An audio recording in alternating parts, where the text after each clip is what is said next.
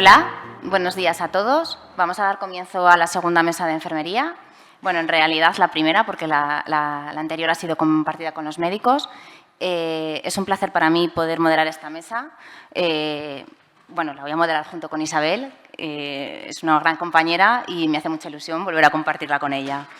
Os voy a presentar a todos los ponentes que la forman y bueno, vamos a empezar con el primer ponente, que es Alba Cano Valls. Es enfermera de la Unidad de Electrofisiología del Hospital Clínic de Barcelona desde el 2013, enfermera de prácticas avanzadas en pacientes con fibrilación auricular desde el 2017 y autora del gran estudio publicado en el Circulation, que es Quality and Evaluation of Patient Educational Resource for Catheter Ablation, Treatment of Atrial Fibrillation.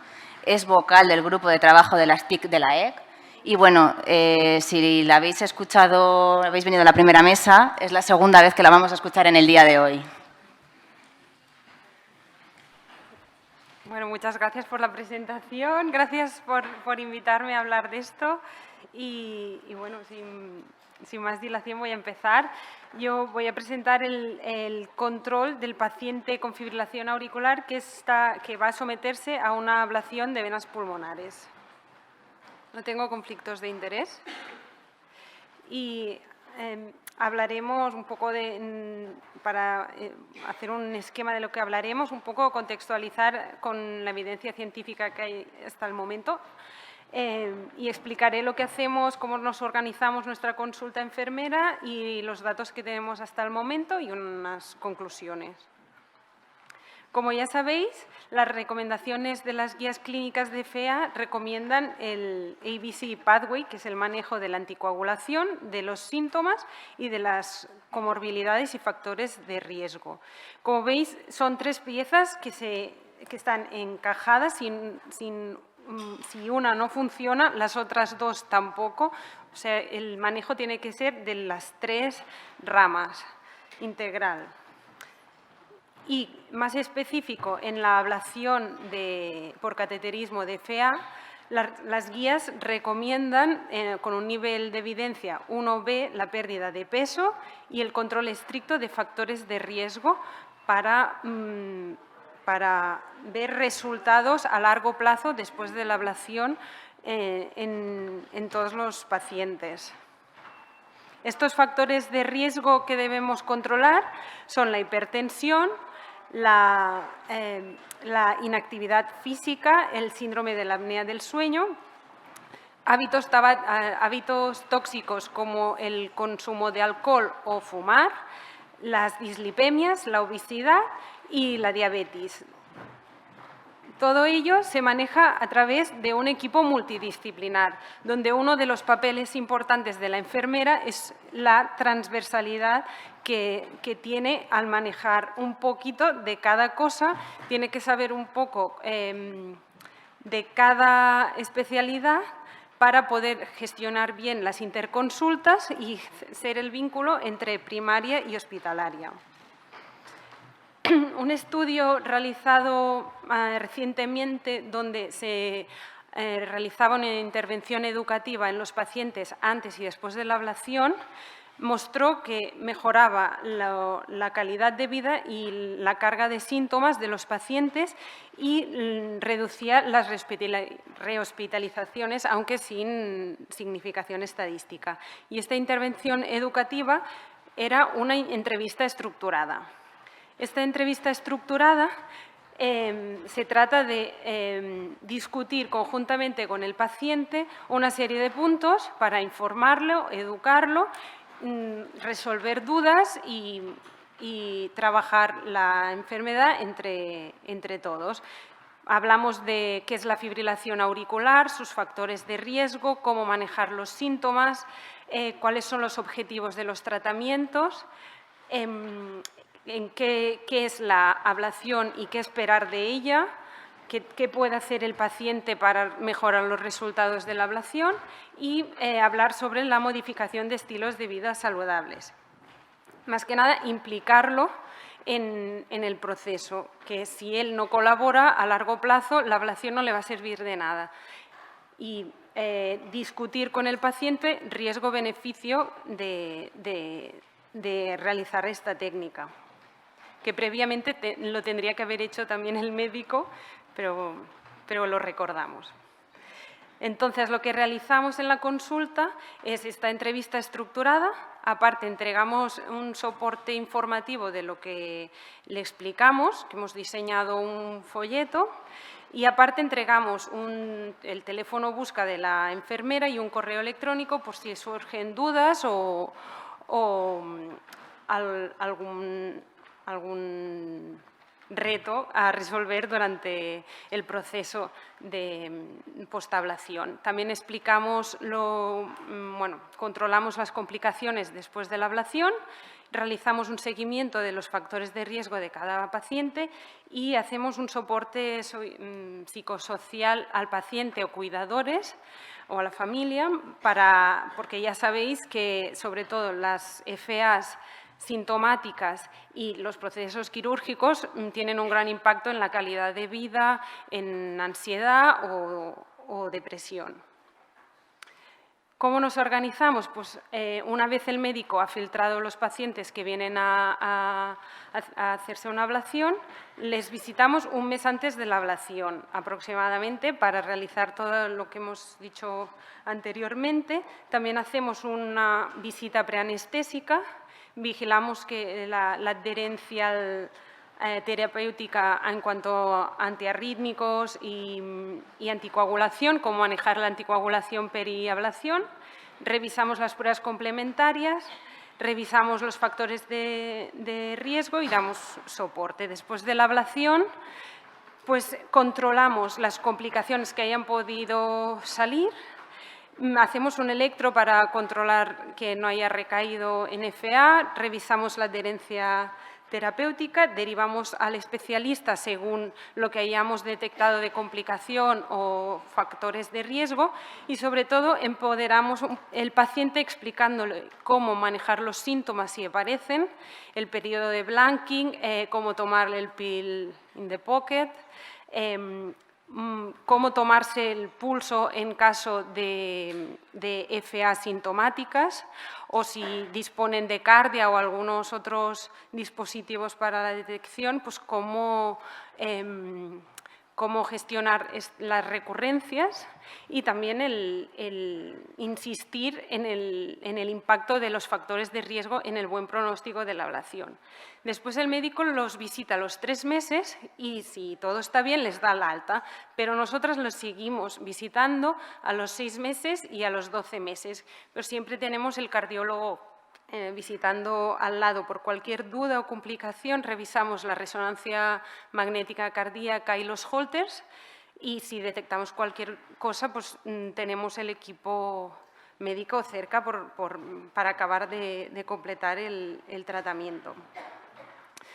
A raíz de esta consulta también hemos establecido unos circuitos asistenciales con otras unidades, como es la unidad de la obesidad, con hematología, la unidad de deshabituación tabática o adicciones, con la unidad del sueño para gestionar el SAOS, con hospital de día de cardiología y con anestesia. He puesto un poco los resultados de una muestra que cogimos antes de la pandemia, que por ser en plena pandemia cogimos 186 pacientes en total y bueno, derivamos un 12% de los pacientes a la unidad de obesidad.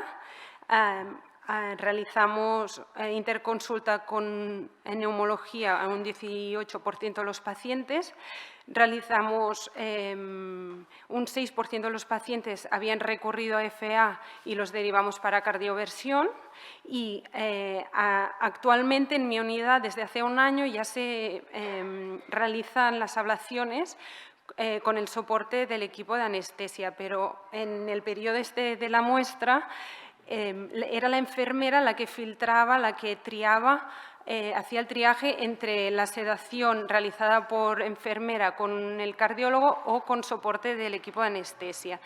Pues este filtro hizo que activáramos este circuito de anestesia en un 38% de los pacientes. Y en la visita preablación, en la misma muestra, a través del test de Berlín, que es para detectar pacientes que posiblemente hagan apneas del sueño, realizamos un 20% de los pacientes, les pedimos una polisomnografía. A un 35% de los pacientes se les realizó una analítica de sangre para un control preoperatorio o factores de riesgo, control de factores de riesgo. Un 7,5% de los pacientes les modificamos la pauta de anticoagulación, periablación. Un 6% de los pacientes les cambiamos la resonancia ATAC por problemas porque detectamos que eran claustrofóbicos o demasiado obesos. Y un 6,5% de los pacientes visitados en la visita preablación tuvimos que anular el procedimiento, aunque el médico lo había prescrito en ese momento de la ablación, pues antes de la ablación no cumplía criterios para entrar en quirófano. Entonces, el perfil que hemos visto hasta ahora con una muestra más reciente es que son mayoritariamente hombres de una edad bastante variable, que va como de entre 40 y 70 años, con un chat-VAS bajo, que la mitad de los pacientes tienen hipertensión, con sobrepeso, un IMC de 28, que un 10% de los pacientes dice beber al menos cada día. Un 9% de los pacientes son fumadores y exfumadores un 34%, el 27% son sedentarios, un 2,5% son pacientes de deportistas de élite, que esto también nos encontramos en las salas de electrofisiología, y un 11% de los pacientes son SAOS portadores de CPAP ya diagnosticados. Y en cuanto a las visitas post-ablación, también hemos detectado varias complicaciones que hemos tenido que realizar interconsultas pedir ayuda a otros especialistas, como con cardiología por problemas de insuficiencia cardíaca o alteraciones en el electro que hemos detectado, con neurología por problemas en la alteración de la vista, que son frecuentes en crioablaciones, pero son de buen pronóstico y a los días, por suerte, recurrieron, se fueron. Tuvimos también un problema con una hematuria relacionada con la sonda vesical de la sedación y trabajamos conjuntamente con cirugía vascular por problemas de acceso venoso femoral, que tengo que decir que desde que pinchamos con ECO esto ya ha desaparecido, por suerte, y un 12% de los pacientes derivamos a atención primaria para un mejor control de factores de riesgo. Y también pasamos una encuesta de satisfacción a los pacientes para evaluar cómo veían la atención en la consulta enfermera. Y como veis, la mayoría, casi el 100%, referían la consulta como buena o excelente para su seguimiento periablación. Por lo tanto, en conclusión, quería decir que la consulta enfermera periablación, según la literatura, mejora los reingresos, la calidad de vida y la sintomatología, forma parte de un equipo multidisciplinar, que en nuestro caso es la unidad de fibrilación auricular, que hace muchos años que funciona, pero 5 que hay una enfermera. Está enfocado en el manejo integral del paciente con FA y garantiza la atención centrada en el paciente. Y bueno, aquí he puesto la web oficial de la unidad de fibrilación auricular, por si os interesa, y que estoy abierta a cualquier persona que se quiera informar o empezar a realizar la consulta en su centro. Muchas gracias.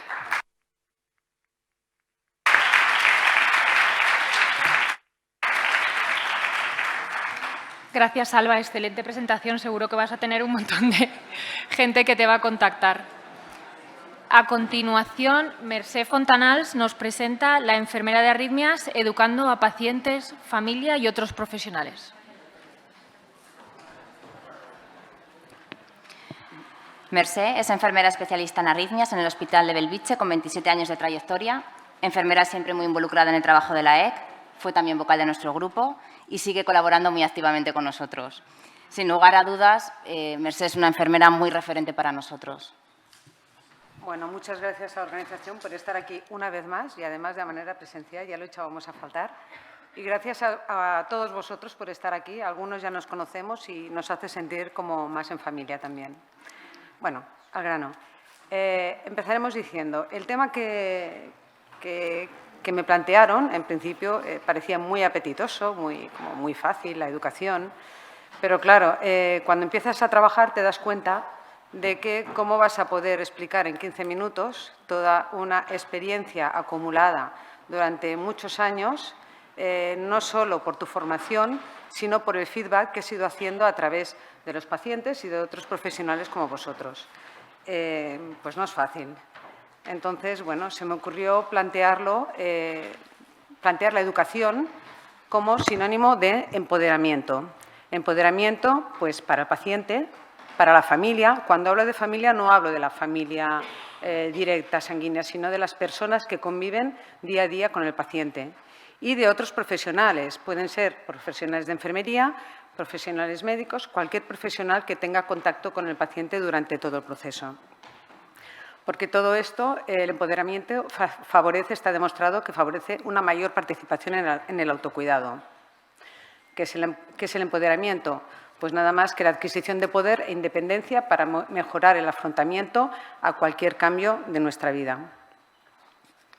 ¿Cuáles son los objetivos de la educación sanitaria básicos? Siempre hay más, pero los principales, pues favorecer las conductas positivas de todas las personas implicadas, proporcionar una formación para el autocuidado y que todos los componentes sean partícipes del proceso de salud. ¿Cuáles vamos a tener como factores determinantes para esta educación? Pues, por un lado, la capacidad que tengamos para detectar las necesidades del paciente y, por otro lado, la capacidad de comunicación. Porque, ¿qué pasa? Que los humanos, por sistema, las personas, siempre mostramos miedo y desconfianza a lo desconocido. Cuando tú empiezas a hablar con un paciente, no siempre, pero la mayoría de las veces, la actitud es de miedo, de desconfianza, a ver qué me van a explicar, qué me van a decir, con qué me voy a encontrar. Pues bien, nosotros vamos a ser los mediadores para cambiar esa actitud, para que el paciente tenga confianza en el sistema, para que se sienta seguro, para que afronte el proceso con buena predisposición. Está demostrado también que la buena predisposición del paciente hace más exitosos cualquier procedimiento. Las necesidades, ¿cómo las vamos a detectar? No vamos a ver, cuando veamos a un paciente, no tenemos que ver un corazón con patitas. Hemos de ver un paciente en toda su totalidad y vamos a hablar del holismo. El holismo, como tal, es una doctrina filosófica contemporánea con su origen en planteamientos del filósofo Smuts.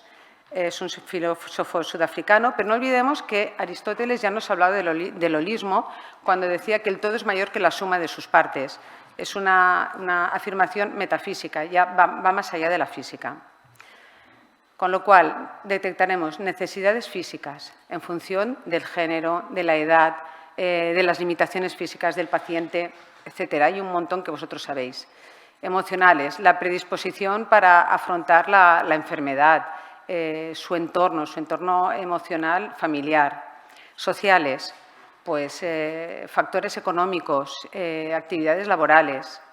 Culturales, hoy en día ya sabemos que tenemos multiculturalidad, gracias, en estas últimas décadas, que hace que también tengamos que ser como mucho más abiertos y más perceptivos a todo el sistema. Pero a todo eso, ¿qué le vamos a sumar? Pues las preocupaciones. Hay el típico paciente que tiene nietos y que se va a preocupar porque qué va a pasar ese día que no pueda ir a recoger los niños a la escuela y que sus hijos tienen que estar trabajando. Por ejemplo, El interés. Hay personas, tenemos los dos extremos, podemos ver, personas muy apáticas, no muestran ningún interés, tienes que ir tú a lo justo y a lo limitado, no quieren saber nada, niegan. Y también vienes los que no paran de acribillarte a preguntas. Has de gestionar pues, con todo este tipo de pacientes. Las prioridades. Hay quien para él la prioridad no es su proceso, la prioridad es su familia. Y sobre todo, y mientras yo no esté, ¿quién va a hacer la comida? ¿Quién va a hacer? Priorizan más antes factores sociales y familiares que no su propia enfermedad. Los conocimientos. Hay una amplia gama de variedad en niveles culturales y nos tenemos que adaptar a todos ellos. Ni todo el mundo tiene que saber de todo, pero nosotros sí para poder ofertar las necesidades de la persona que tengamos delante. Las habilidades de cada paciente para gestionar sus emociones es muy importante y los sistemas de apoyo que dispongan a nivel físico y psicológico. En cuanto a la comunicación, nos vamos a encontrar básicamente con dos tipos de comunicación. El contacto puede ser telefónico, ¿vale? Entonces, ¿qué pasa ahí? El paciente no nos ve, pero es que nosotros tampoco lo estamos viendo. Entonces, esto es una barrera muy importante. ¿Qué tenemos que hacer? Bueno, primero presentarnos, utilizar un tono de voz suave, pero que nunca muestre dudas. Suave, pero seguro. Respetar las pausas. Respetar las pausas del paciente, los silencios, el decir voy a coger un papel para apuntármelo. Y es más, tú decir coja un papel y apúnteselo, porque las cosas sí, la entiendo y luego te vuelven a llamar porque no han entendido nada. La comunicación personal, presencial, ahí es muy importante la observación visual y el lenguaje corporal. Cuando tú citas a un paciente y le ves, ya te puedes hacer más o menos una visión global de lo que te vas a encontrar, ¿vale? De qué tipo de paciente, de qué te va a preguntar. Es muy importante el lenguaje corporal, la manera como tiene el paciente de venir hacia ti. Cuando entra en la consulta, si se sienta sin que le digas nada, si le dices que se siente pero se mantiene de pie, si te da la mano, si cruza los brazos, si pone las manos en los bolsillos, todo es muy importante. Parece una tontería, pero os aseguro que no lo es. Y la educación grupal suele quedar más reservada cuando hemos de dar educación a grupos de pacientes con puntos en común, como puede ser, todos lo sabéis, los pacientes implantados de dispositivos que llevan seguimiento remoto, algunos, o simplemente es una educación que se va a continuar a lo largo de la vida y está muy bien establecer aulas donde se les pueda ir dando de manera periódica educación. Porque, ¿qué debe saber? ¿Y qué quiere saber nuestro interlocutor? Lo que debe saber es lo que le ha explicado el médico o la doctora en la consulta. En principio, esto ya lo tenemos que dar por sentado. ¿Pero qué pasa? Estos pacientes nos vienen cuando a lo mejor hace meses que se les ha informado. En la consulta médica y en cualquier consulta, toda la información que se recibe no suele ser asimilada. Siempre nos quedamos con lo primero. No siempre se da por escrito, con lo cual, al cabo de 3, 4, 6 meses, el paciente no se acuerda de nada. Algunos sí, pero no todos. ¿Qué tendremos que reforzar o nos preguntará el paciente? La finalidad de los actos. ¿Para qué son el objetivo? ¿Vale? Sea diagnóstico o terapéutico. Las alternativas, porque seguro que te volverá a preguntar, ¿y otra cosa? ¿No se me podría hacer otra cosa? Explicarle, el médico ya se lo ha explicado, pero bueno, está. Y siempre respetar que el paciente es libre de elección hasta el último momento, estando en la mesa de quirófano, está en su derecho de negar el procedimiento, de revocar el consentimiento. Tiene que saber el tipo de procedimiento para poder prepararse antes del procedimiento. Los cuidados periprocedimiento, en función de lo que se le vaya a hacer y en función del paciente, podemos avanzarle algo, pero si no, todo esto se va a gestionar ya a partir del momento en que se haga la técnica. Y también los riesgos y las posibles complicaciones. Nunca es cero, nunca se puede decir no le va a pasar nada, sí, 100%, no, nunca, porque vosotros también sabéis por experiencia que hasta en el procedimiento más sencillo pueden haber complicaciones. ¿Pero qué quiere saber? Pues nada, el paciente en principio solo quiere recibir información, poder preguntar todo lo que le dé la gana, expresar sus temores, básicamente es eso. En conclusión, vamos a transmitir la información necesaria que garantice una buena preparación del paciente física y psicológica para obtener éxito en el procedimiento. ¿Cómo lo estructuramos? Antes de recibir al paciente, hemos de revisar la historia clínica del paciente. ¿Por qué? Bueno, pues porque nos podemos encontrar desde una persona joven con una taquicardia paroxística supraventricular puntual y sin medicación, un proceso pim pam y ya está, hasta una persona ya de una edad con insuficiencia cardíaca que se le implantaron un dispositivo de resincronización pluripatológico con mucha farmacología. Hemos de revisar muy bien la historia y antes de entrar con el paciente tener muy claro la pauta que le vamos a dar. A continuación, el paciente, presentarnos y generar un ambiente de confianza, tanto como hemos dicho antes, sea por línea telefónica o sea presencial. Explicarle cuál es el objetivo de la visita y averiguar qué sabe el paciente. Lo que os decíamos, ya han ido al médico, a ver, ¿qué le han explicado? ¿Qué viene? ¿Para qué viene? ¿Sabe qué le vamos a hacer más o menos? Y a partir de allí, pues ya tenemos margen. Comprobaremos con el paciente que tenga una adherencia correcta al tratamiento prescrito. A veces no hace falta porque no toman nada, pero a veces están con anticoagulantes, hay que hacer ablaciones, hay que hacer implantes de dispositivos, están con antiarrítmicos, beta bloqueantes, antes de hacer ablaciones de TPSVs, por ejemplo, bueno, lo que sea. Es importante que el tratamiento, que la adherencia sea la adecuada. Y a partir de aquí ya daremos una pauta de preparación a seguir, farmacológica y física cuando haga falta. ¿Por qué no decirles? Pues mire, si quiere venir con las ingles rasuradas, pues esto que ya tiene ganado, ¿no? Unas mínimas pautas. Y sobre todo apoyo psicológico cuando haga falta. Hay pacientes que además de nuestro soporte necesitan también de especialistas. ¿Por qué no recomendárselo?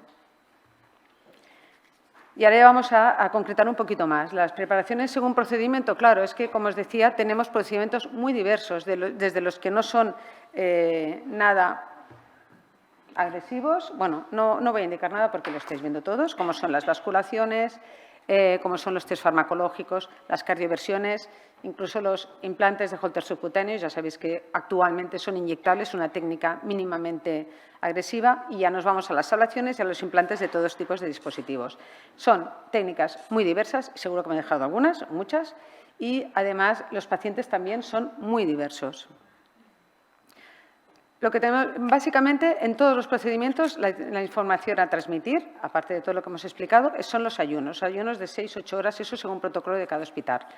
En principio, en vasculaciones no hay que hacer nada más, no hay que tomar medidas preventivas y siempre aclarar dudas o temores.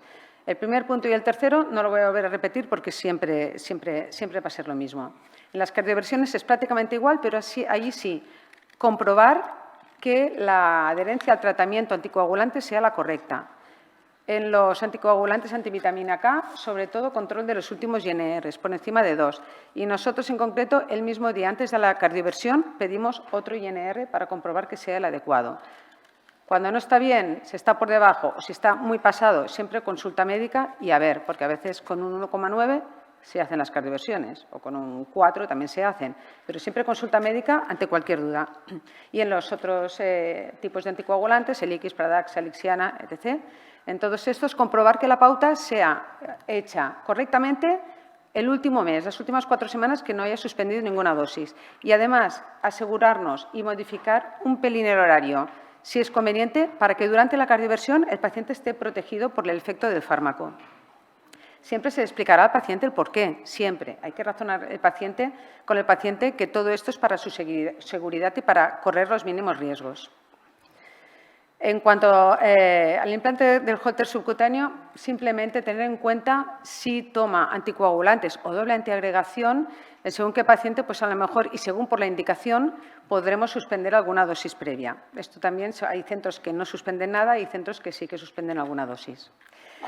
En los dispositivos, marcapasos, DAIs, mono y bicamerales, lo mismo. Y, sobre todo, aquí sí vigilar más con la anticoagulación o la doble antiagregación, porque podemos tener problemas de sangrados. Según la indicación de la antiagregación o la anticoagulación, no es lo mismo un paciente que esté anticoagulado por un trombo apical que le vieron hace 10 años que un paciente que lleva una prótesis mecánica o que un paciente que esté en FA persistente o paroxística. Hemos de mirar muy bien la indicación del fármaco. Tenemos unos protocolos, pero ante la duda siempre consultar con nuestro referente médico las dosis que se hayan de suspender. En estas ocasiones, con los marcapasos, los que tenemos monitorización remota, cuando son procedimientos programados, ya podemos introducir un poco, según el paciente, lo que decíamos delante, según lo que tengamos al otro lado del teléfono, la persona o delante, introducir ya un poco el tema de la monitorización remota. En ablaciones y estudios, lo mismo, y sobre todo vigilar con los anticoagulantes antiagregantes, y aquí sumaremos también otros fármacos, antiarrítmicos, betabloqueantes, porque según el tipo de intervención tendremos que suspender estos fármacos con 5 días, una semana de antelación. Incluso con el Trangorex o la amiodarona muchas veces hasta 15 días. Y con los anticoagulantes lo mismo, adaptarlo al procedimiento. Y ya nos quedan solo los resincronizadores, que más o menos es como los marcapasos, pero aquí sí que siempre les vamos a introducir a la monitorización remota en la visita previa y les vamos a introducir a una educación sanitaria. Son pacientes más complejos, son pacientes que pueden ser pacientes jóvenes con un implante de un desfibrilador subcutáneo por una muerte súbita, por una miocardiopatía hipertrófica diagnosticada en ese momento. Es como un shock un poco para el paciente, como pacientes mayores arrastrando ya una enfermedad durante años. Estos pacientes necesitan mucho mimo, muchos cuidados y mucha educación. Y sobre todo el factor psicológico es súper importante. ¿Por qué? Porque tienen muchas dudas, tienen miedos, tienen temores. He puesto las que se plantean más habitualmente y que nosotros hemos de saber solucionar. Dudas, ¿es para siempre? Con una ablación, ¿ya no voy a tener más la arritmia? Con un implante, ¿y voy a tener que llevar toda la vida el dispositivo? Estas son preguntas típicas que suelen surgir. Otra, ¿tendré que seguir medicándome igual? El paciente anticoagulado está como muy obsesionado en si ya cuando me hagan la cardioversión, cuando me hagan la ablación, ya no tomaré más anticoagulante. Pues se le tiene que explicar que durante un tiempo, lo que haga falta, pero esos conocimientos tenemos que ya tenerlos por la mano. ¿Podré hacer vida normal? ¿Podré retomar mi actividad física? Pacientes jóvenes, deporte, pacientes más mayores que también tienen su vida y su actividad física, la vida sexual, les importa muchísimo, sobre todo pacientes con dispositivos.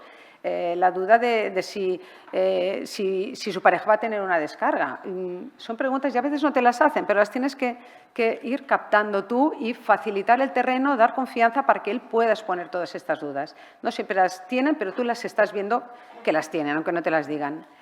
Conducción, un tema muy importante, sobre todo gente en edad laboral, gente que se dedica al transporte en su vida profesional. Es súper importante y aquí es muy importante que el paciente lo sepa antes del implante, que sepa las limitaciones que va a tener, porque muchas veces se encuentran que en la primera visita que tienen después nadie les ha dicho nada y cuando se enteran se les viene el mundo al suelo porque es su modus vivendi.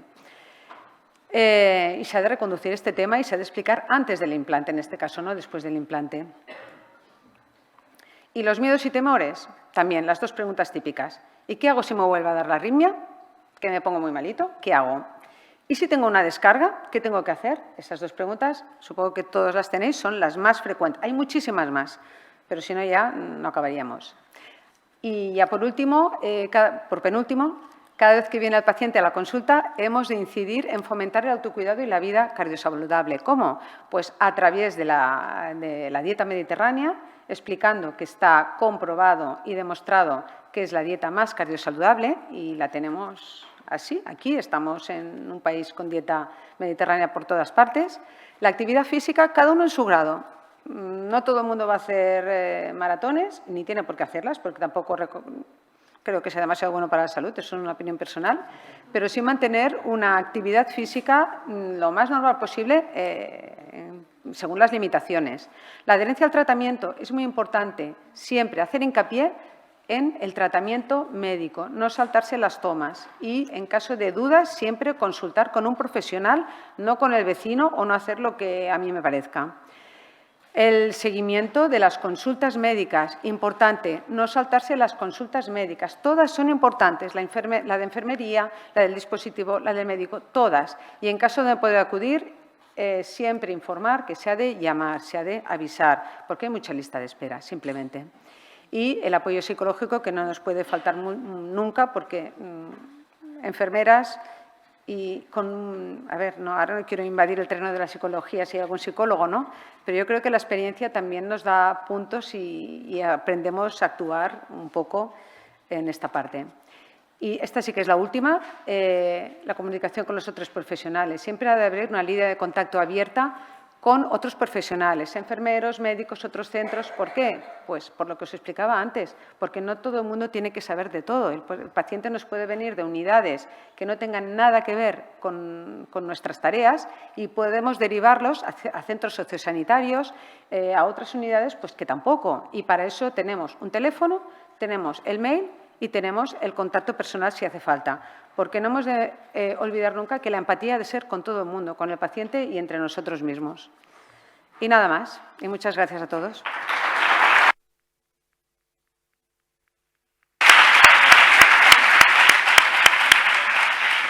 Gracias, Mercè. Gracias, Mercè. A continuación, Andrea García nos va a hablar del papel de la enfermera en la prevención de arritmias y muerte súbita. Andrea es enfermera de la Unidad de Arritmias del Hospital Universitario Virgen de la Macarena de Sevilla. Tiene máster oficial en Cuidados Integrales de Enfermería en Situaciones Críticas y Urgencias en el Adulto en la Universidad de Málaga en el año 2012. Además, tiene un máster oficial en Nuevas Tendencias e Investigación en Ciencias de la Salud por la Universidad de Sevilla en el año 2017. Y nos cabe destacar el trabajo multicéntrico sobre la organización de seguimiento remoto en marcapasos, presentado en el Congreso de la EC del 2020, en el que obtuvo un segundo premio y se ha publicado este año en la revista de la EC. En primer lugar, pues daros las gracias por la invitación al Congreso, al comité organizador. Y bueno, voy a hablar sobre la muerte súbita y aquellas competencias que nosotros como enfermeros y enfermeras, pues aquellas medidas que podemos llevar a cabo para poder evitar este tipo de eventos. En primer lugar, bueno, decir qué es lo que es una muerte súbita. Es ese hecho que se produce en una persona en la cual tiene un primer síntoma, normalmente es una pérdida de conocimiento y que en el transcurso de una hora esa persona que se encontraba totalmente sana, pues fallece inesperadamente. Si este hecho se produce durante el sueño, lo que se estima es que esa persona ha tenido que ser vista las últimas 24 horas en una situación estable de salud. Suelen ser muertes muy traumáticas, suelen ser muertes que se producen, sobre todo cuando se producen en personas jóvenes, en personas sanas y sobre todo en personas deportistas y, bueno, crean un gran impacto en lo que es la sociedad. En España se producen 30.000 casos al año de este tipo de eventos, de los cuales el 50% se les realiza lo que son maniobras de reanimación cardiopulmonar y siempre se divide a la hora de realizar los estudios en 3 franjas de edad. Así se habla de la muerte súbita en lactantes, en jóvenes adultos por debajo de 35 años y estudios por encima de esa edad. Las causas principales de muerte súbita son principalmente cardíacas y en las cuales nos encontramos las causas por motivo estructural, que son causas de muerte certera, debido a que lo que es la parte anatómica del corazón, pues hay una anomalía que provoca que se reproduzca un evento arrítmico y este provoque la muerte súbita. Por ejemplo, la cardiopatía isquémica es la principal causa de muerte en mayores de 35 o 40 años y también nos podríamos encontrar, pues, entre otras causas, pues, la miocardiopatía hipertrófica o cardiopatías congénitas, sobre todo en personas menores de 35 años. Otro tipo de causas son las causas eléctricas. Estas son casos presumibles en los que la anatomía se encuentra totalmente normal y lo que se relaciona es con eventos arrítmicos. Otro tipo de causas que pueden provocar este tipo de eventos son las muertes súbitas por causas traumáticas debido a que hay una impactación o bien con otra persona o bien con objetos cuando se realiza algún tipo de deporte, bien una pelota o un disco. También motivos ambientales cuando se realiza lo que es deporte a altas temperaturas, que hay riesgo de padecer un golpe de calor. Otro motivo serían las intoxicaciones, bien por medicamentos que estén prescritos o bien por sustancias tóxicas. Y, bueno, también se puede producir en personas que tienen previamente otro tipo de enfermedades, sean cardiovasculares o no, que desarrolle un desajuste eléctrico y termine, pues, con este tipo de evento de muerte súbita. A raíz de saber las causas que pueden provocarlo, pues, bueno, nosotros como enfermeras y enfermeras nos debemos de preguntar qué podemos hacer, ¿no? Dentro de nuestras competencias, cuáles son las medidas que podríamos tomar para poder evitar este tipo de eventos. Para ello, los estudios marcan que la clave para evitar una muerte súbita se encuentra en la prevención, a cualquiera de los 3 niveles que todos conocemos y que, bueno, tenemos una herramienta que es muy importante, que es la educación para la salud, es decir, transmitir la información necesaria y que el paciente necesita saber para poder hacerle partícipe de su estado de salud. También vamos a fomentar a través de la educación para la salud lo que es su motivación, darle habilidades sociales, aumentar su autoestima para que pueda autogestionar su propia salud y, bueno, vamos a mostrarle todas aquellas medidas que tenemos desde nuestra asistencia sanitaria y que puede echar a mano en el caso de que lo necesite. Ahora lo que vamos a hacer es relacionar cada uno de los niveles de prevención con la muerte súbita. Para ello, hablar de la prevención primaria, aquellas medidas que están dirigidas a eliminar los factores de riesgo y en la que vamos también a ver incluida lo que es la formación a la población general de lo que son la reanimación cardiopulmonar. Para la eliminación de los factores de riesgo, bueno, de saber que el tabaco es la principal sustancia tóxica que se relaciona con lo que es la muerte súbita y que, bueno, a nuestra mano pues, tenemos muchas medidas para dejar este tipo de hábitos. Para ello, comentarle al paciente porque existen consultas de deshabituación tabáquica en la que, bueno, tanto presencial como también telefónicamente, para aquellas personas que no puedan acudir, pueden darle un tratamiento oportuno y personalizado según su situación. También encuentra guías de uso personal, se encuentran grupos de apoyo y, bueno, muchos programas y aplicaciones que nos ayudan a dejar de consumir este tipo de sustancias. Si nos damos una vuelta por lo que es España y todas sus comunidades autónomas, nos vamos a encontrar multitud de campañas, multitud de programas y cada año con mucho más hincapié, pero la finalidad es la misma, es decir, conseguir el mayor espacio sin humo en el territorio español. Con respecto a la obesidad, bueno, se está aumentando mucho este tipo de riesgo, este tipo de factor de riesgo, sobre todo desde edades muy tempranas. Y, bueno, como se ha comentado ya en varias ocasiones, la medida mayoritaria que tenemos y la principal es nuestra dieta mediterránea y fomentar esa dieta saludable. La finalidad, pues, siempre tener un control del peso y del tipo de alimentación que se le da desde pequeño hasta ser conscientes, porque esos pequeños van a ser nuestro futuro, ¿no? Y entonces, si lo hacemos desde pequeños, pues ellos van a tener esa forma de alimentación a lo largo de su vida. Es mucho más fácil mantenerla. La finalidad también, pues, controlar los niveles de tensión y controlar los niveles tanto de glucemia como de glucosa como de colesterol en la sangre. Otro de los factores de riesgo que influyen en la muerte súbita es el sedentarismo.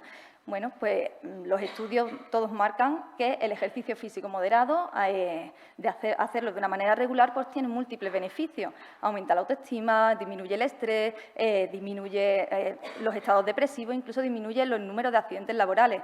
En definitiva, realizar un ejercicio físico moderado siempre lo que va a incrementar y la finalidad es que vamos a tener un bienestar general en la persona. Y además de esos factores de riesgo, bueno, pues darle esa importancia a lo que es la formación a la población general de la reanimación cardiopulmonar y del desfibrilador y del uso del desfibrilador.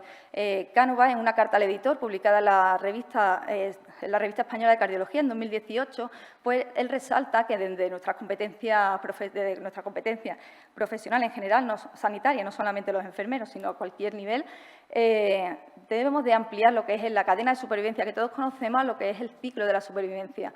En ella lo que se añade son 2 eslabones y el primero es el que nos atañe aquí ahora, que es esa formación a la población general. Debemos enseñarles, debemos de ponderarlos y debemos de, sobre todo, que sea de manera regular y que haya recordatorios a lo largo del tiempo para que la persona, si se ve en un momento determinado en una situación, pues sepa perfectamente cómo actuar y poder llegar a salvar a la persona en cuestión.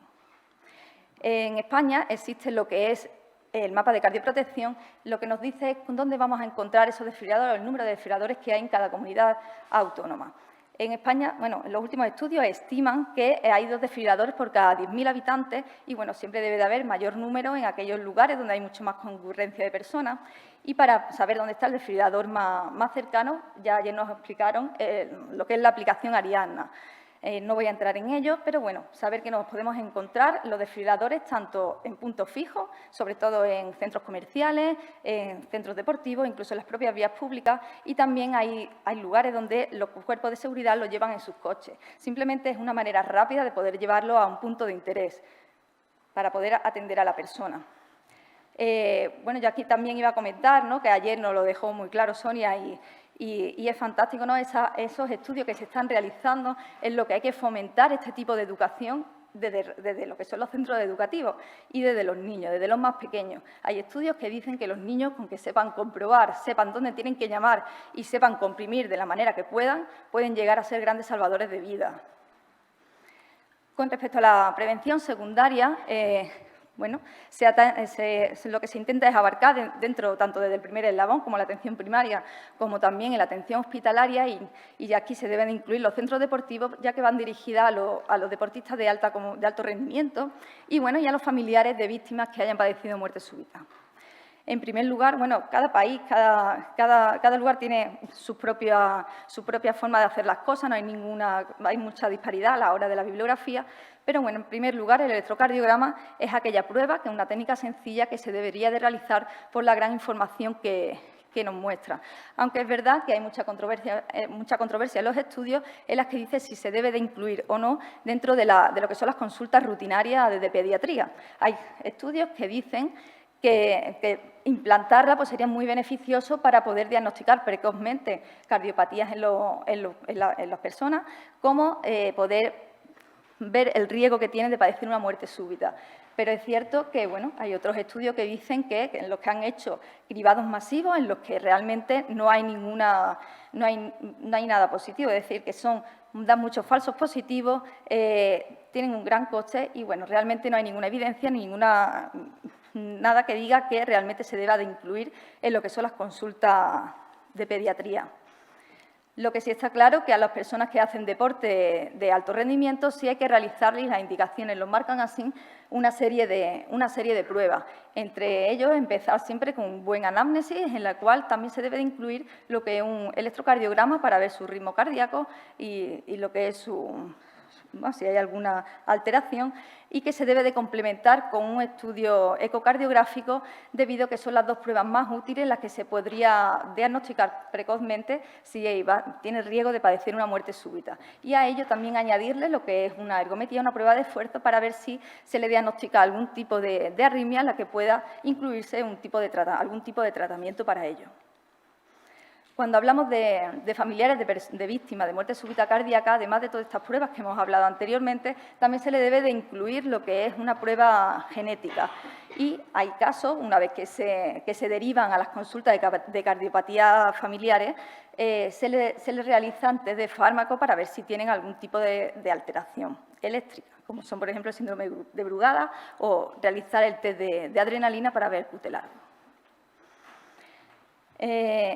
Con respecto a la prevención terciaria, es decir, ya la persona ha sido diagnosticada o bien porque haya tenido una parada o bien extrahospitalaria con reanimación, o bien intrahospitalaria, o que se le ha evidenciado algún tipo de evento arrítmico, se le va a proponer diferentes medidas, o bien un tratamiento médico, o bien se le podría hacer, según las indicaciones, un estudio electrofisiológico con una ablación del canal de aquella arritmia que le provoca una mala tolerancia y, bueno, decidir, según las indicaciones, implantarle un desfibrilador.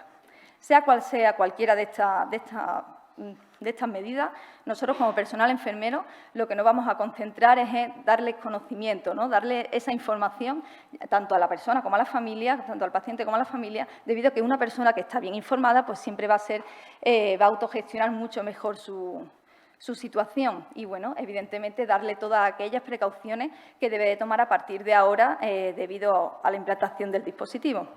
Como se ha dicho, pues simplemente es ponderarlo, ¿no? Ponderarlo y darle esa capacidad para que sepa perfectamente dónde tendría que acudir. Todo ello va a disminuir la ansiedad, le va a disminuir el temor y, bueno, nosotros ofrecernos siempre, una vez que le explicamos todas esas dudas que tiene, nosotros somos sus asesores. Nosotros en nuestra unidad damos los teléfonos siempre de nuestra unidad de seguimiento a los pacientes y si en caso de que tengan cualquier duda o se la plantean, siempre les recomendamos que lo anoten para que a la siguiente visita presencial, a los 3 meses, nos pregunten todas aquellas que se le haya quedado en el tintero, que le haya surgido. Porque en la primera revisión, a las primeras 24 horas, pues evidentemente no tienen capacidad de asimilar muchas veces la situación en la que se encuentran. Y, en segundo lugar, en esta prevención terciaria, pues darle una gran importancia y darle gran relevancia a lo que es la monitorización domiciliaria. Gracias a ella, bueno, pues vamos a ver desde casa pues esos parámetros de los dispositivos y vamos a poder revisarlos para que no haya ninguna disfunción y también seremos capaces de poder detectar precozmente eventos arrítmicos que quizás en un futuro puedan tener algún tipo de tratamiento.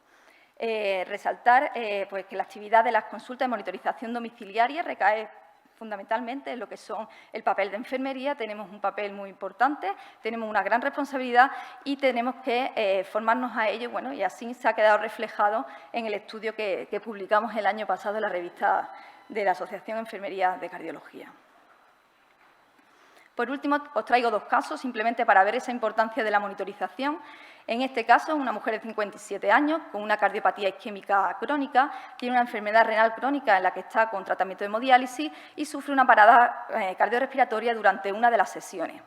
Se le indica, por tanto, una vez valorada por los arritmólogos, la indicación de un desfibrilador.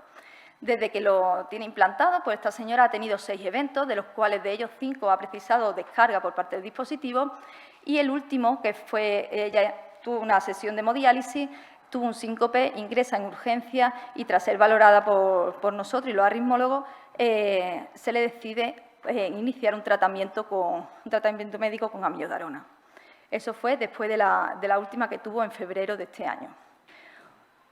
Yo no me voy a meter en el caso, simplemente lo que quiero resaltar con él es que, bueno, con la monitorización domiciliaria, viendo los tipos de eventos, podemos analizarlo. En este caso, las terapias eran apropiadas y realmente el dispositivo hacía su función, pero podemos adelantarnos en indicarle quizás un tratamiento médico adecuado y, sobre todo, pues evitar esos ingresos hospitalarios posteriores. Y en este segundo caso, que es un hombre de 55 años con cardiopatía isquémica crónica, tiene muchas más comorbilidades y, bueno, pues en 2020 presenta una TV monomórfica sostenida en la cual, tras ser evidenciada, pues se le decide por indicación implantarle un desfibrilador y desde que se le implanta en 2020 no ha vuelto a tener ningún evento hasta enero de este año, que nos llega con la monitorización una alerta y en ella pues vemos que tiene una TV monomórfica y con una ráfaga de ATP extratada y el paciente sale en ritmo sinusal. Nosotros, al verlo, pues lo que hacemos es llamar al paciente, lo valoramos y, bueno, el paciente en este caso no se había dado cuenta, no se había enterado del evento porque había sido también, además, de madrugada. Tras consultarlo, pues lo dejamos en vigilancia y resulta que a los 2 meses vuelve a tener un episodio igual, un episodio similar y tras consultar con el arritmólogo, pues lo que se hace es citarlo en consulta y se le propone una ablación de la TV. Una vez que sale de la consulta, el paciente se va a su casa, acepta la ablación, se va a su casa y a las horas nos llaman de urgencia para interrogarlo porque el paciente se ha notado descarga. Cuando se interroga en los servicios de urgencia, pues el paciente ha tenido 11 choques durante la mañana, desde que lo vimos en la consulta hasta que lo valoramos en urgencia. El paciente ha entrado en una tormenta rítmica y va a la unidad coronaria, evidentemente, y, bueno, deciros que en este caso mi importancia es presentároslo porque, bueno, podemos adelantarnos a la hora de administrar tratamiento. En este caso, bueno, se le propuso la ablación, que era lo que queríamos adelantar, y evitar esos eventos más complejos posteriores, como fue la tormenta rítmica. Bueno, y como conclusión, pues bueno, decir de toda la charla que educar a la población sobre técnicas de soporte básico y factores de riesgo disminuye la mortalidad en caso de muerte súbita, que una buena detección o diagnóstico precoz acelera el tiempo para poder instaurar el tratamiento más oportuno en el paciente, informar al paciente y a la familia tras el implante de un dispositivo DAI disminuye mucho la ansiedad que provoca este hecho en la vida del paciente, que la monitorización domiciliaria es una herramienta clave en el seguimiento de los dispositivos, tanto con los pacientes DAI como otro tipo de dispositivos cardíacos implantados, y que, bueno, es necesario crear un área específica de enfermería en arritmia y electrofisiología con competencias propias en este ámbito de la salud. Y sin más, pues muchas gracias y os dejo el equipo de Macarena. Gracias, Andrea. Ahora Verónica Montero nos habla del implante de Holter subcutáneo, una técnica que cada vez más hacen las enfermeras. Adelante, Verónica. Hola, buenos días. Espera. Verónica es enfermera de la unidad de arritmias del Hospital Germán Trias Pujol, ligada a la sala de electrofisiología desde hace unos 7 años y con 20 años de experiencia en el campo de la cardiología en diferentes áreas. Ahora sí. Hola. Buenos días. Lo primero, daros las gracias por la invitación y por haberme permitido estar hoy aquí. Bueno, pues como ya han dicho, soy enfermera de la unidad de electrofisiología del Hospital Germán Trias Pujol y hace poco el equipo de enfermería de nuestro hospital empezamos a colocar los Holter subcutáneos y, bueno, nos gustaría compartir nuestra experiencia con vosotros. no tenemos conflictos de interés. Bueno, los holters subcutáneos ya sabéis que predominantemente los han implantado los cardiólogos y sobre todo lo hacen dentro de las salas de electrofisiología. Debido a que se ha disminuido el tamaño de los holters y teniendo en cuenta que además se ha añadido un kit de inserción, esto ha permitido colocarlos fuera de las salas. Teniendo en cuenta esto, el equipo de enfermería nos cuestionamos si podríamos implantarlo nosotros y nuestra respuesta fue automáticamente que sí. ¿Vale? Haceros un pequeño recordatorio de lo que ya todos sabéis, que un holter subcutáneo es un sistema de monitorización capaz de registrar de forma continua el electrocardiograma del paciente por periodos superiores a 3 años. Como ya hemos dicho, es un dispositivo pequeño y que además consta de 4 elementos. El dispositivo propiamente dicho, un mando de control remoto, un monitor de transmisiones a distancia si precisa y un programador o tablet. Tipos de holter en el mercado hay hay 4, ¿vale? Pero nosotros realmente utilizamos solo el Confir de Abbott y el Reveal Link de Medtronic. El implante, como ya hemos dicho, se hace mediante el kit de inserción y lo que hacemos es, a nivel del cuarto espacio intercostal, en la zona paraesternal, hacemos una pequeña incisión y con una inclinación de 45 grados, pues introducimos el holter. De tal manera que el polo proximal correspondería a la derivada V2 del electrocardiograma y el polo distal a la derivada V3. Bueno, la información se consigue de forma automática, es decir, se guarda de forma automática. El holter detecta cualquier tipo de alteración cardíaca y lo que hace es grabar este episodio.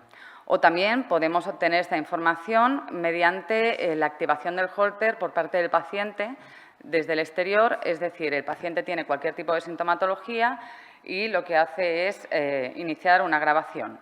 ¿Y estas grabaciones cómo nos llegan? Pues nosotros las recuperamos o a través de un monitor remoto o a través de una app que previamente hemos descargado en el móvil del propio paciente.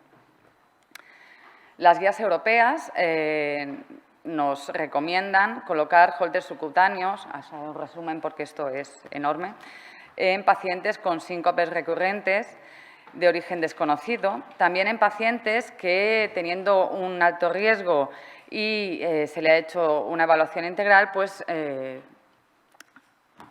no conocemos la causa exacta del síncope.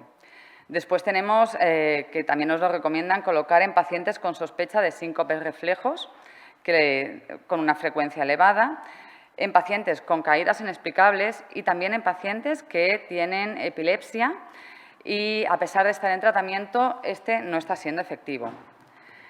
Pero también tenemos otras indicaciones, como puede ser la cardiomegalia congénita, la canalopatía congénita, la detección de FA subclínica en pacientes con ictus criptogénico y las palpitaciones. Bueno, y sabiendo ya todo esto, que ya supongo que conocíais, ¿por qué nos decidimos a iniciar esta técnica? En primer lugar, en nuestro hospital, pues ya implantábamos los holters subcutáneos fuera de sala. Lo seguía haciendo en medicina, pero este paso ya lo habíamos dado y esto nos facilitaba más que enfermería pudiese comenzar con la implantación. Además, teníamos conocimiento de que existían otros hospitales, en concreto 15 centros en el territorio español, que ya lo estaba colocando enfermería, ¿no?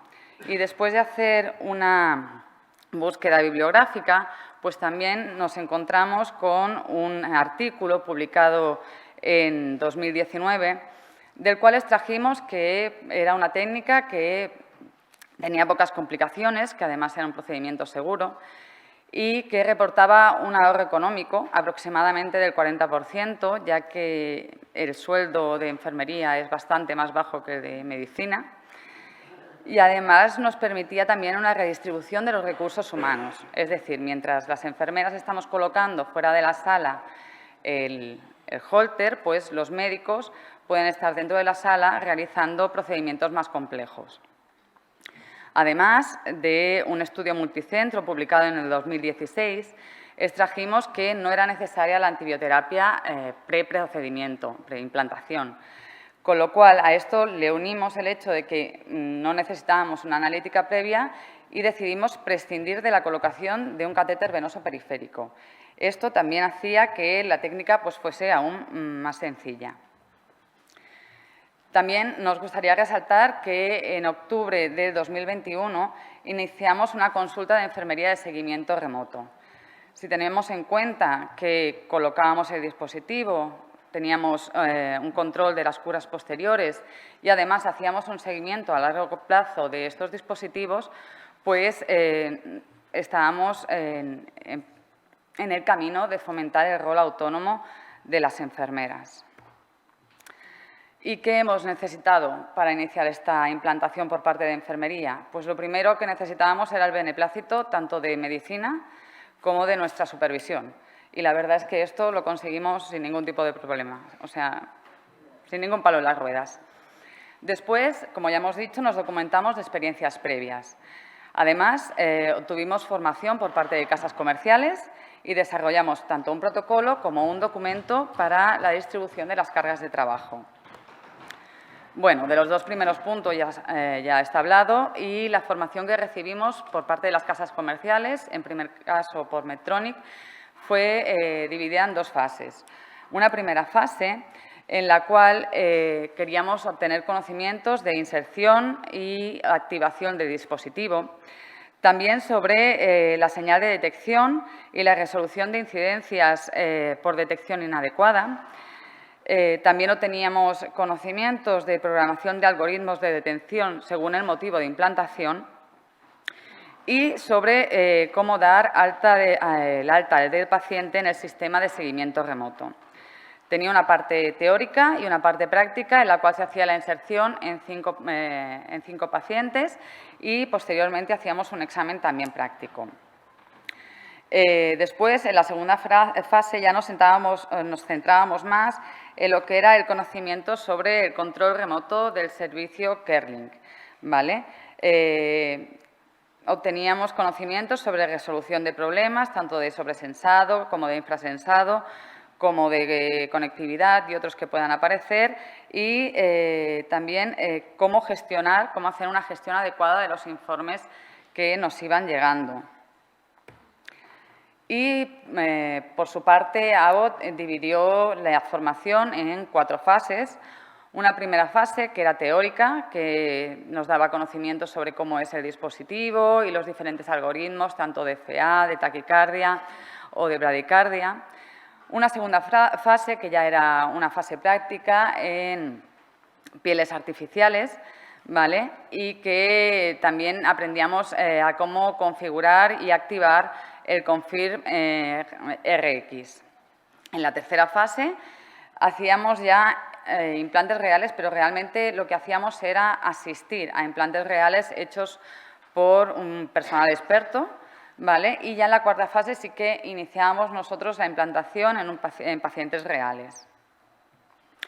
Como ya he dicho, también desarrollamos un protocolo y lo que buscábamos era tener una guía para que los profesionales de enfermería pudiesen realizar esta implantación de Holter de forma segura. Bueno, todos conocemos lo que es un protocolo.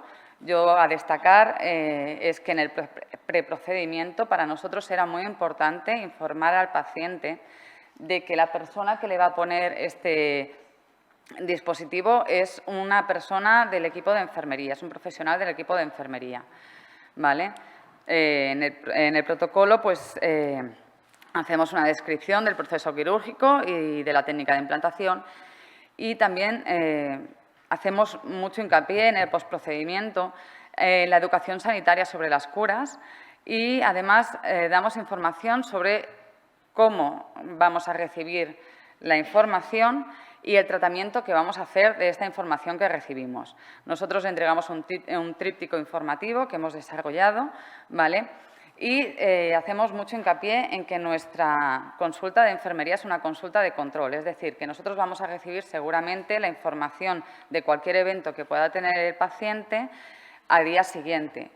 Si el paciente tiene cualquier tipo de sintomatología que requiera atención médica, les decimos que sobre todo acudan a un servicio de urgencia, que no esperen a que nosotros les llamemos, porque muchas veces los pacientes creen que al ponerles este dispositivo nosotros vamos a estar pendientes 24/7 y esperan, ¿no?, un poco a que les llamemos y les tenemos que informar de que esto pues, no va a ser así. Este es nuestro documento para la distribución de cargas de trabajo, ¿vale? Entonces, Medicina se encarga de la obtención del consentimiento informado para la indicación de implantación del Holter y de hacer un informe tanto en la historia clínica como en un sistema propio de almacenamiento de datos que tenemos en nuestro hospital. Enfermería, por su parte, se encarga de verificar que este consentimiento informado a la implantación exista y, además, de tener el consentimiento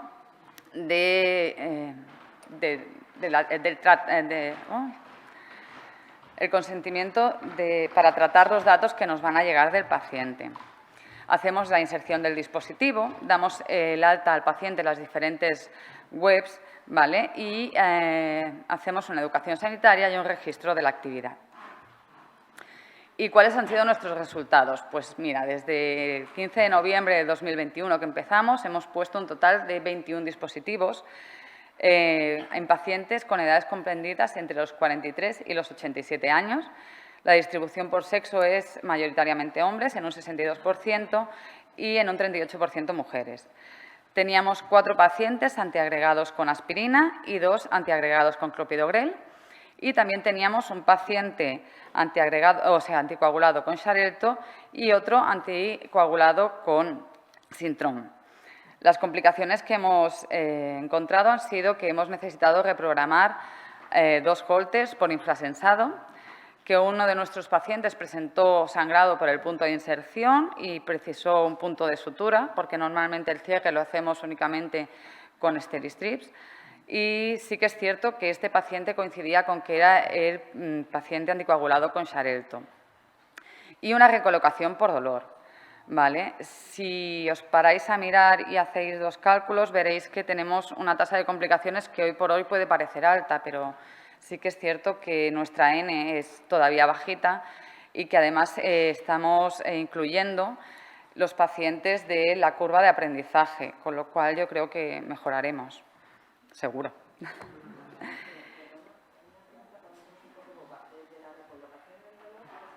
Perdona un segundo. Perdona, las preguntas después. Vamos a dejar que termine y ahora le preguntamos. Disculpa, ¿eh? Bueno, pues estos también son resultados de los cuales nos sentimos muy orgullosos, y es que encontramos en un paciente una pausa de 20 segundos, ¿vale? Que le pudimos colocar un marcapasos de DD. También una bradicardia de 30 latidos por minuto, con PES bloqueadas, que también le colocamos un marcapasos de DD. Una FA paroxística, al paciente al cual le iniciamos una anticoagulación con Pradaxa. Y también una FA bloqueada, que a este paciente se le puso también un marcapasos, pero en este caso, evidentemente, VVI. Y nuestras conclusiones, pues que la inserción del Holter por parte de enfermería es un procedimiento seguro, que precisamos poca inversión económica y de tiempo antes de empezar la implantación, que existe un ahorro económico y una optimización de los recursos, tanto materiales como de los profesionales sanitarios, y que el seguimiento remoto adecuado disminuye los tiempos hasta el diagnóstico y facilita la implementación de medidas terapéuticas precoces. Y muchísimas gracias.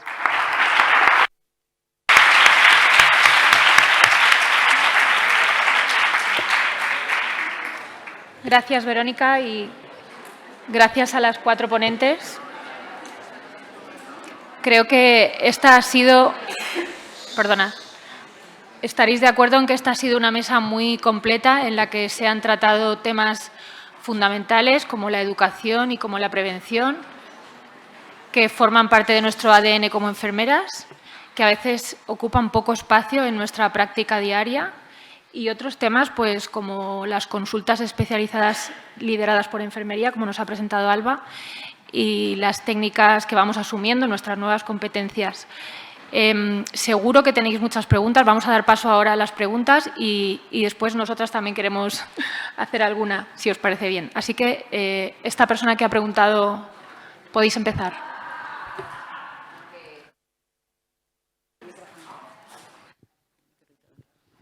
Hola. Hola. No, el Holter, que como decías que en el punto ese de recolocación por dolor, que se le pone más profundo o cambia la dirección, o qué medida tomasteis. Sí, ya funciona. Bueno, en nuestro caso lo que hicimos es ponerlos un mamario. O sea, extraímos porque realmente hizo dolor al poquito, a los pocos. Entonces, extrajimos con mucha facilidad el Holter y en lugar de ponerlo en 45 grados o volver o profundizar más, lo que hicimos fue cambiar la localización y lo colocamos un mamario.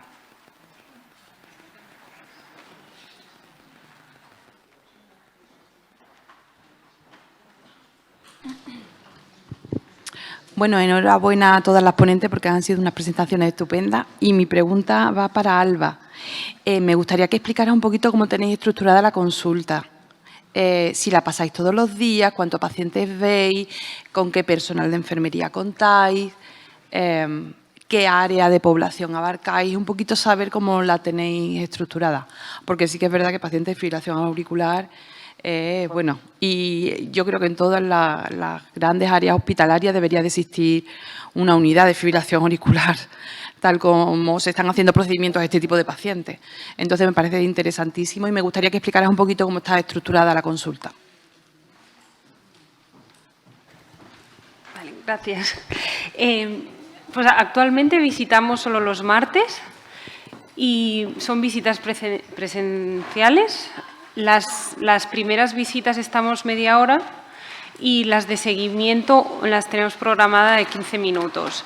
Y sí que las visitas de control de 6 y 12 meses se intenta que sean por videollamada o telefónica, ¿vale? Porque principalmente es para entregar resultados y control de seguimiento. Y básicamente.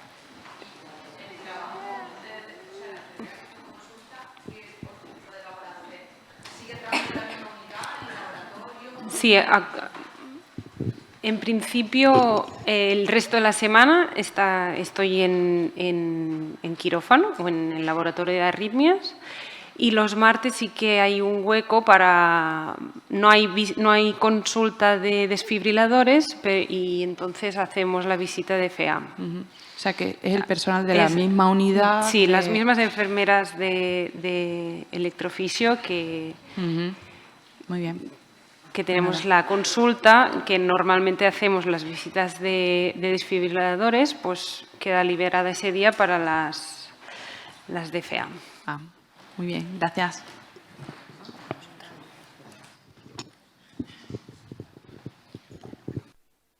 Gracias, enhorabuena por la mesa. Mi pregunta es para Verónica. Queremos implantar también en nuestro hospital la incorporación de la implantación de los dispositivos Holter subcutáneos por enfermería. Entonces, quería reseñar lo que has comentado de la optimización de recursos. Has hablado del tema del personal médico, que se puede dedicar a otras cosas. Entonces, quería saber, respecto al personal de enfermería, cómo habéis hecho la redistribución del trabajo.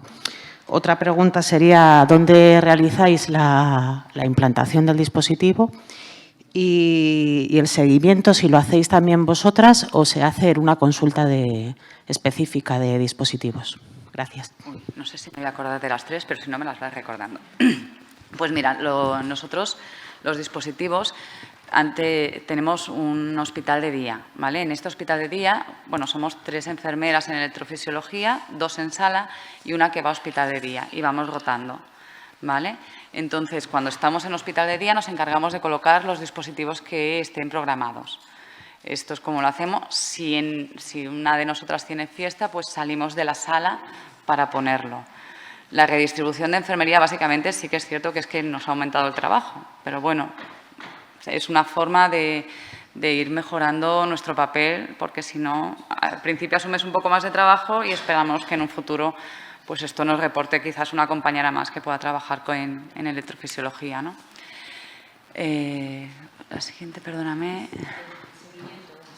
El seguimiento, mira, esto sí que es alguien que se ha incorporado ahora en octubre de 2021 y que hay una consulta 5 días a la semana de seguimiento remoto y lo hace aparte y es una persona exclusiva para esto. ¿Vale? ¿Y había alguna más? ¿No? Vale, pues ya está, gracias. Una pregunta a colación de lo que has dicho.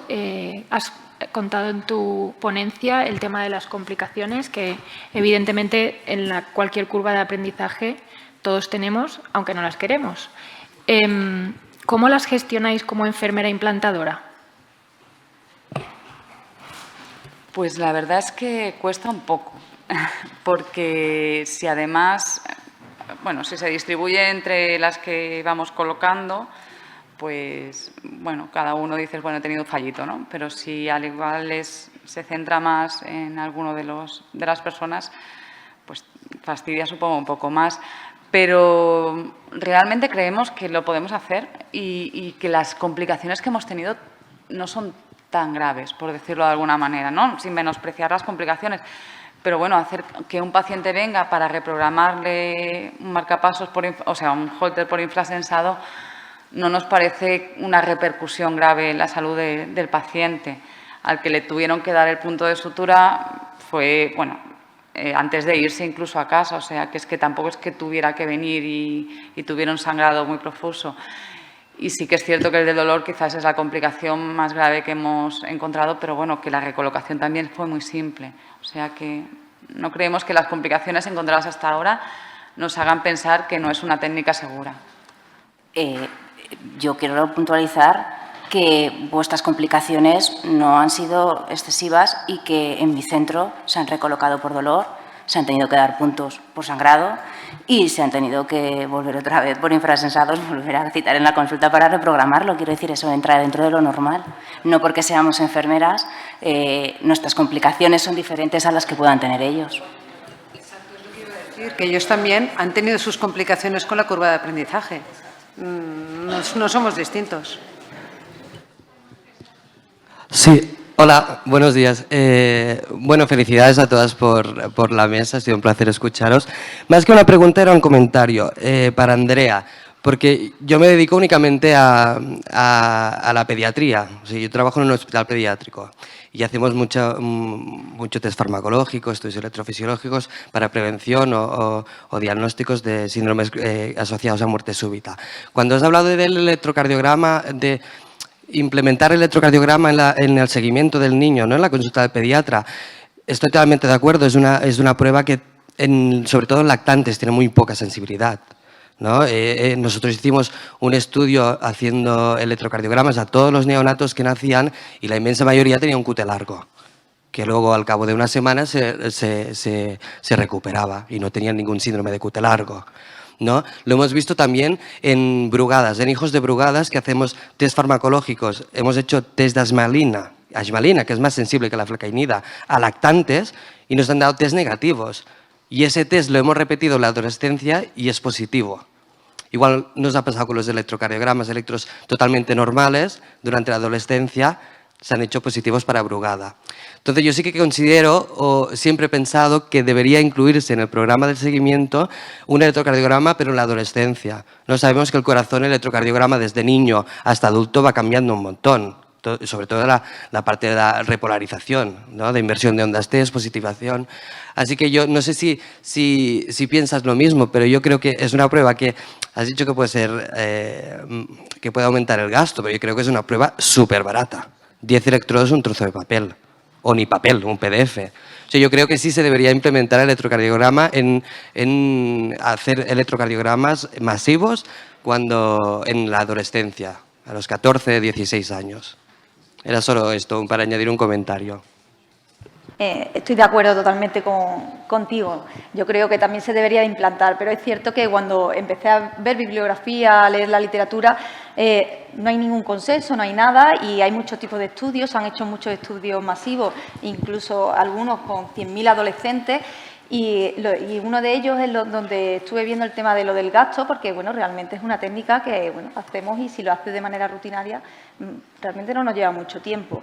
Pero sí es verdad que cuando lo haces a todo, digamos, la población que abarca esa consulta, es un tiempo que tú le tienes que dedicar, con lo cual hay sitios en los que se planteaban que lo que se necesitaba era poner a una persona, ¿no? Entonces un gasto de recursos humanos y, por supuesto, evidentemente, pues darle su remuneración, con lo cual se refería sobre todo a eso, aparte del gasto del tiempo que requiere hacérselo a toda la población, es hacérselo, tener una persona, ¿no?, el recurso humano. Pero estoy de acuerdo totalmente que se debería de realizar. Hay que compensarlo, hay que verlo. ¿Alguna pregunta más? Sí, hola, buenas. Lo primero, repetir lo que han dicho los compañeros, de daros la enhorabuena por estas magníficas charlas. Quería preguntarle a Verónica por el implante de Holter. Aquí. No sé si no me he enterado bien o me gustaría saber, porque bueno, en mi hospital enfermería no implanta, apoyo creo que sí que podríamos llegar a tener, pero me gustaría saber si cuando habéis empezado y con esta muestra que tenéis, ¿tenéis siempre algún médico con vosotros en el implante o lo hacéis vosotras solas simplemente con un búsqueda localizada si hubiese algún tipo de complicación o con un médico cerca o simplemente estáis vosotras? Bueno, realmente al principio del todo sí que había algún médico que le pedíamos por favor que viniese, ¿no?, porque como que le da más seguridad. Pero yo creo que estos fueron los 5 primeros casos. Después ya empezamos nosotras a ponerlo. Siempre están dentro de, o sea, sabes dónde localizarlos, pero los ponemos solas, porque además no coinciden muchas veces nuestros horarios con los de ellos, con lo cual vamos y como realmente es una técnica que es sencilla y que no requiere un tiempo muy prolongado, pues es como termino antes, si llego, pum, pam, lo pongo y no tengo que estar pendiente de cuando a medicina le puede ir bien. Sí que es cierto que están en el área, o sea, que si pasase cualquier cosa, pues siempre tu compañero puede ir a buscar un médico, pero lo ponemos solas. Vale, muchísimas gracias. Y quería también hacer una pregunta a Alba sobre la consulta de FA. Has comentado que que habéis tenido anestesia y que al principio hacíais vosotras como el cribado o la decisión, imagino conjunta, de cómo iba a ser la sedación. Me gustaría saber en qué os basabais para decidir anestesia o sedación, si teníais alguna...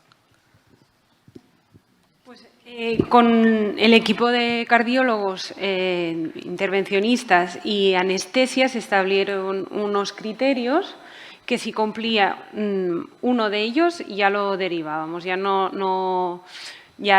pedíamos su ayuda para realizar la sedación. Estos criterios eran IMC superior a 30, cardiopatía estructural, síndrome de Brugada, insuficiencia respiratoria. Bueno, habían como 20 criterios, pero estos los más comunes, sobre todo también si eran SAOS que utilizaban CPAP, también no nos arriesgábamos nosotras. Y bueno, una serie de criterios. Vale, nosotros queremos hacer una pregunta a Mercé. Queremos saber cómo piensa ella que se debería de implementar el tema de la educación dentro de nuestra práctica diaria, sabiendo que es algo fundamental y que muchas veces, con todas las técnicas que hacemos, la complejidad y el poco tiempo que cada vez nos queda, ¿cómo crees que de cara al futuro tenemos que gestionar esto? A lo mejor manteniendo nuestros esfuerzos hacia consultas para poder hacer este tipo de educación. ¿Cómo crees? Vale, pues de entrada sería primero que fuera contemplada por la importancia que tiene desde nuestros superiores enfermeros y desde el equipo médico. Además, por la experiencia que podemos comprobar, cuando el paciente viene informado de manera adecuada, todo fluye mejor, todo. A veces cuando nos viene un paciente de otro centro, ahí es donde lo puedes comprobar, que no ha sido informado por el equipo enfermero, medicación, miedos, preguntas que dices, ¿y esto no te lo han explicado? Es curioso.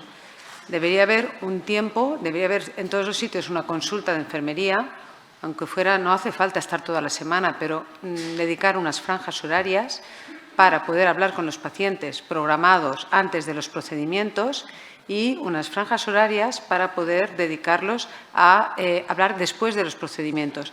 Lo que comentaba antes, los pacientes que se les implanta una prevención secundaria por una muerte súbita, por ejemplo, con un implante de dispositivo, hay un shock psicológico muy grande, el paciente aparece en el hospital con un dispositivo nuevo, una persona, hay muchos ejemplos, pero este es muy típico. Este paciente necesita soporte y un seguimiento después y explicarle todo. Debería haber, en algunos casos, una continuidad en franjas horarias periódicas. ¿Cómo lo gestionas? ¿Ahora? Sí. ¿Cómo lo gestionas tú? Porque yo sé que tú haces mucha educación. He ido haciendo como he podido a lo largo de los años y finalmente actualmente tengo miércoles y jueves, tengo franjas horarias para hablar con los pacientes programados de cualquier tipo de procedimiento, programamos por semanas. En esas franjas informo telefónicamente o presencialmente. Las presenciales se reservan básicamente para pacientes con implantes de resincronizadores programados y en todos aquellos otros pacientes se les ofrece la posibilidad de venir presencialmente el viernes y hablar con ellos. Y luego en la sanitaria se hace una vez a la semana, una franja horaria, en una aula compartida. Se hacía, periodo COVID se anuló y ahora intentamos recuperar esas sesiones para todas las veces que haga falta.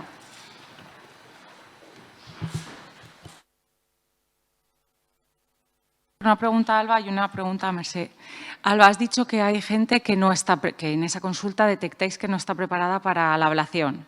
Pues a lo mejor porque tiene factores de riesgo muy descontrolados. ¿A esos pacientes los seguís vosotros o los deriváis? Quiero decir, por ejemplo, una obesidad muy importante que consideréis que no se va a beneficiar en ese momento de la ablación. ¿Hacéis vosotros una consulta de enfermería para tratar ese factor de riesgo o lo deriváis, por ejemplo, a endocrino o a atención primaria para mejorar ese factor de riesgo? Bueno, en los pacientes que anulamos las ablaciones fue porque ya no tenían con el tratamiento farmacológico, ya no tenían arritmias o en el tiempo que había transcurrido hasta de tiempo de lista de espera ya habían controlado factores de riesgo que ya no hacía falta la ablación o se podía esperar. Entonces ya informaba al cardiólogo responsable de la consulta y hablábamos con el paciente para o posponer la ablación o anularla. Pero después, una vez se anula la ablación, igualmente hacía un seguimiento con el cardiólogo. Y si tenía algún factor de riesgo, pues se derivaba al especialista o atención primaria. Que nosotros hacemos mucho apoyo psicológico, el que podemos, pero hay problemas psicológicos de peso. Y entonces, nosotras en nuestra unidad a veces notamos la carencia de no tener un profesional de referencia al que derivar estos pacientes, porque claro, al final la atención psicológica privada no está al alcance de todo el mundo. Entonces, quería saber si teníais ese tipo de prestación en tu hospital o si alguien tiene la experiencia de poder contar con apoyo psicológico para la unidad. No lo tenemos y nos pasa lo mismo, que puedes derivar al paciente, pero claro... Ay, perdón. ¿Estaba? Vale, perdón. Actualmente no lo tenemos y es un gran problema y está en mente porque lo estamos viendo. Claro, es lo que tú dices, es gestión privada, el psicólogo se lo tienen que pagar y no todo el mundo tiene medios económicos. Puedes hacer hasta donde llegues. En casos graves, incluso plantear de una manera muy delicada la atención psiquiátrica, que en este caso sí que jugaría un papel. Perdón, ya te he respondido. Quería añadir a la pregunta de ellas, que también, es que voy pensando, que también hemos notado que a través de esta consulta actualmente los pacientes, el tema de la anticoagulación, la llevan mucho mejor que antes. Siempre hay algún despistado, siempre. Pero antes es verdad que nos encontrábamos suspendiendo procedimientos porque el paciente había hecho lo que le había dado la gana. Actualmente este tema está como muy subsanado. Incluso en ablaciones de extrasístoles ventriculares. Actualmente tenemos consulta para hacer test también de test electrocardiográfico para comprobar que hay estas extrasístoles. A veces hay pacientes que tardan meses y aunque suspendas tratamiento, les llama, suspende tratamiento, hace electro y si continúas haciendo extrasístoles, tiramos adelante el procedimiento. Muchas veces antes esto no se hacía. Paciente, en el quirófano empezamos a ver, no hay extras, ponle de todo, anulamos procedimiento y ya sabéis lo que es anular un procedimiento en un quirófano.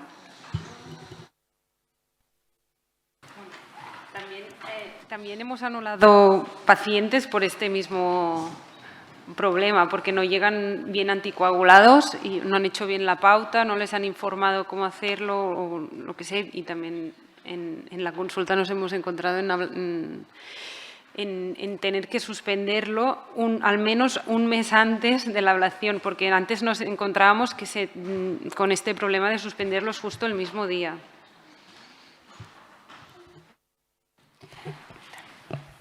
Bueno, tenemos que ir terminando. Yo sé que hay mucha gente que quiere preguntar. Lo siento mucho, pero tenemos que dar comienzo a la siguiente mesa.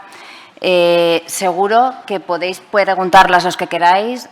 Fuera, seguro que están accesibles. Y ha sido un auténtico placer, de verdad, poder estar aquí. Y muchas gracias a vosotros.